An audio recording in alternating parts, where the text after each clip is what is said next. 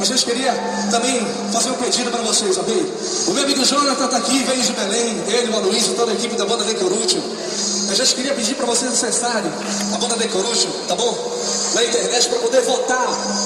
As 10 melhores bandas irão para o Garagem do Faustão. E a banda De Corúcio já está em 7º lugar. Portanto, a gente conta com a força de vocês para que a banda De Corúcio possa estar representando o estado do Pará no Garagem do Faustão. Portanto, Jonathan, o palco do Ciborgue é seu. Pode começar a fazer o show. Quem está afim de curtir De Corúcio? Canta mais uma cima. Só uma palhinha aqui para a galera poder curtir. Alô, Jonathan! Para Gominas! Vamos fazer barulho! Deixa aqui pra galera, tá? A gente vai jogar aqui pra vocês.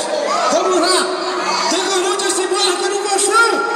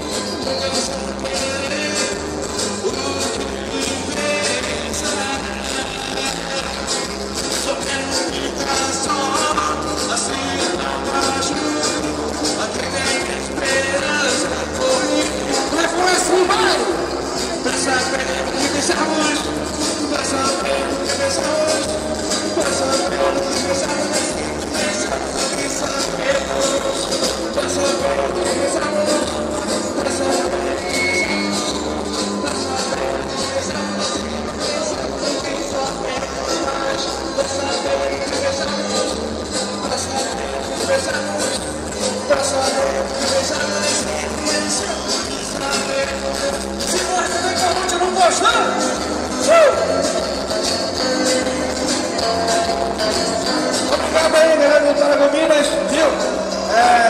Tá sendo gravado aqui. Quem quiser ver isso, vai estar no YouTube terça-feira. Só jogar Ciborgue e De Corúcio. Obrigado!